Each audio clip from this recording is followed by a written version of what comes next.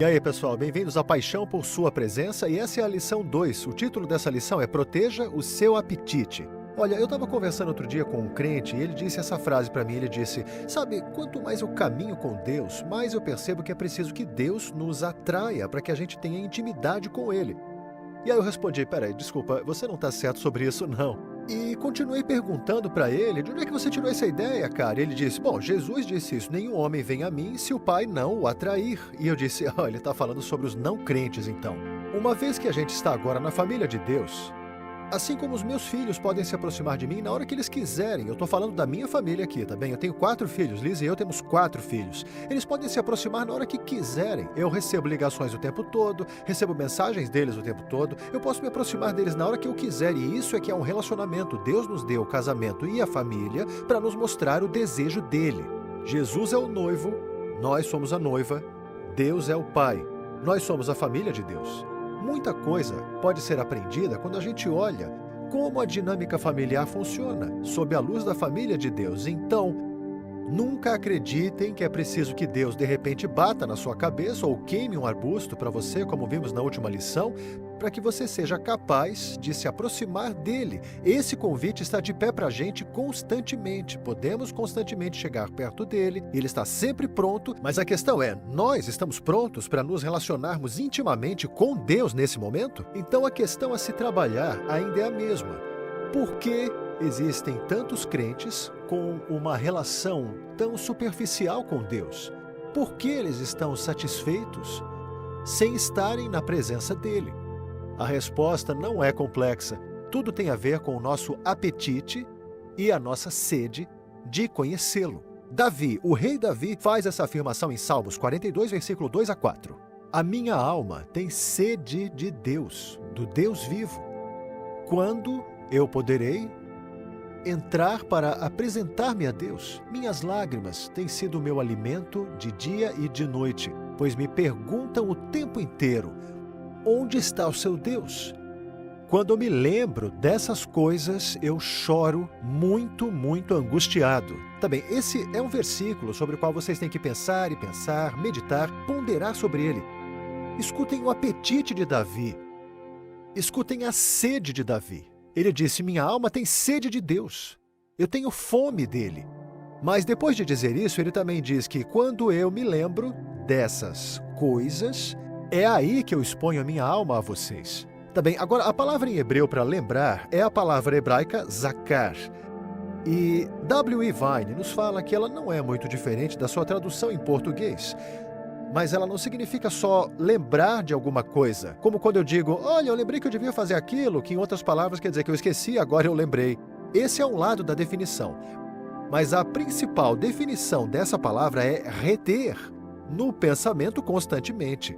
Então, o que Davi está falando, na verdade, é quando eu retenho desejo por Deus nos meus pensamentos, isso faz com que eu exponha a minha alma a vocês.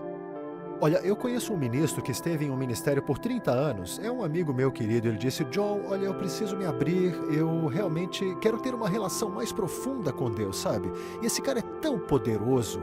Ele viu mais de 500 mil de estudantes do ensino médio virem até Jesus, quase 100 mil alunos do ensino médio não cometerem suicídio. E mesmo assim, com 30 anos de ministério, ele fez essa afirmação, o que mostra que estar em um ministério não significa que a gente está tendo uma relação íntima com Deus. Ser um rei não dava uma relação íntima com Deus. Davi estava sedento. Ele era rei de Israel, mas ele estava sedento por uma relação com Deus. Então aqui está uma frase que eu quero que vocês tomem nota nos seus iPhones, nos seus iPads, no notebook, no seu livro. Olha, tanto faz, mas anotem essa frase direito, ok? Eu quero que vocês pensem sobre isso.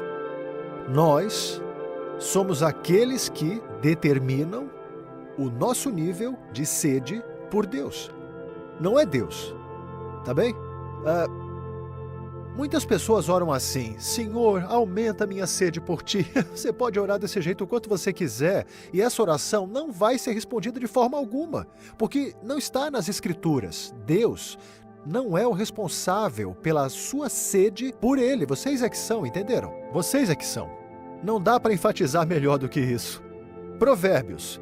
O único... Não, só um pouquinho, deixa eu falar antes de ler os provérbios. O único jeito da gente criar e manter uma sede por Deus é protegendo a nossa alma e escolhendo aquilo que a gente vai colocar nela. Entendem? Agora, escutem essa escritura, Provérbios 27, versículo 7. A alma farta, tá bem? Não é um estômago farto. Escutem com atenção. A alma farta pisa o favo de mel, mas a alma faminta, todo amargo é doce.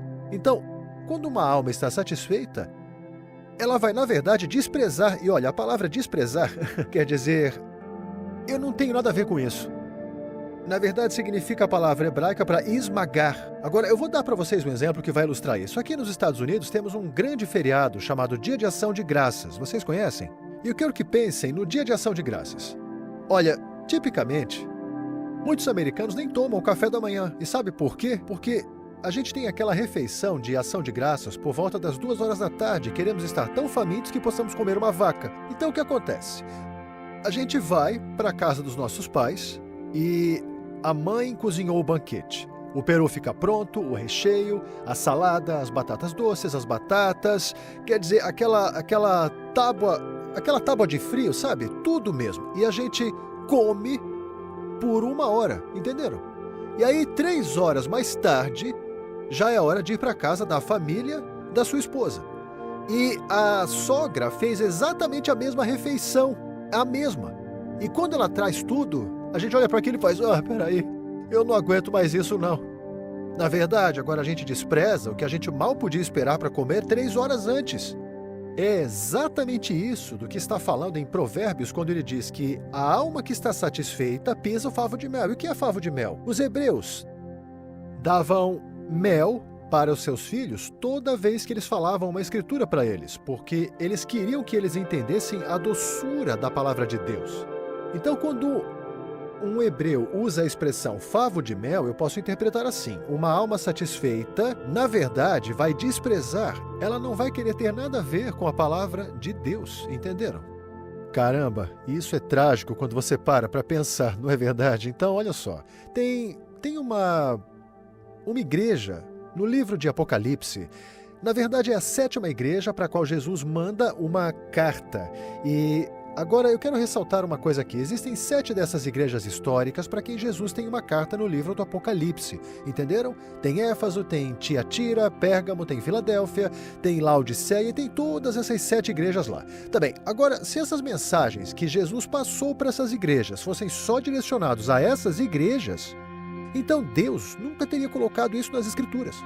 O próprio fato de Deus ter colocado elas nas Escrituras significa que elas têm aplicação profética, em outras palavras, se aplicam também para hoje. Bom, o que eu quero focar mesmo é a 7ª igreja, que é a igreja de Laodiceia. Agora, Jesus fala para essa igreja. Isso diz a testemunha fiel e verdadeira. Fiel é falar a verdade o tempo todo. Verdadeira, vou falar a verdade, quer gostem ou não, porque amo vocês. Ele disse, eu sei que vocês não são quentes e sei que vocês não são frios. E ele disse, quem dera vocês fossem quentes ou frios. Dá para imaginar isso? Isso é Jesus dizendo para a igreja, quem dera se vocês fossem quentes ou frios. Fria é a pessoa que não tem nenhuma relação com Deus, quer dizer, isso para mim é chocante. Em outras palavras, eles estão num estado morno, que era pior do que ser frio. Ele estava dizendo, vocês estão num estado pior do que alguém que nem tem uma relação comigo, alguém que é frio. Quer dizer, uau! Ele disse, por vocês serem mornos, ele disse, eu vou vomitá-los da minha boca. Você não pode vomitar da sua boca o que não está no seu corpo, entendeu? Isso é uma igreja. Jesus chama de igreja, mas eles são tão indiferentes, eles são tão mornos, que ele diz, eu estou prestes a vomitar vocês da minha boca se vocês não mudarem. Uau! Isso chamou muito a minha atenção. E aquela igreja, muitos estudiosos da Bíblia creem que representa a igreja dos últimos dias. Agora, o que isso quer dizer? A gente tem uma igreja indiferente, ela se chama Laodiceia, e o que causa essa indiferença afinal? Aqui está o que causava a indiferença. Jesus disse, porque vocês disseram, estou rico, conquistei riquezas e não tenho necessidade de nada. Tá bem, olha só, o que deixou eles assim? Eles diziam que eram ricos, diziam que não precisavam de nada. A alma deles estava cheia. Então, é por isso que eles eram indiferentes. Agora, Uma análise rasa dessa igreja seria, beleza, eles estavam indiferentes porque tinham muito dinheiro, porque historicamente Laodiceia era uma cidade muito próspera. Então, numa análise muito rasa, isso não é nem uma análise precisa, seria que eles tinham dinheiro demais. Beleza, olha, vamos falar sério. O rei Davi, vamos falar sobre o rei Davi aqui? Veja, o rei Davi tinha tanto dinheiro que ele entregou para Salomão olha, esse é o filho dele falando, 4.000 toneladas de puro ouro. 40.000 toneladas de prata e tanto ferro e bronze que não podiam ser pesados. Esse cara tinha dinheiro, mas ele é o cara que diz: entrego a minha alma e a minha alma tem sede de ti, eu anseio por ti e eu tenho fome de ti.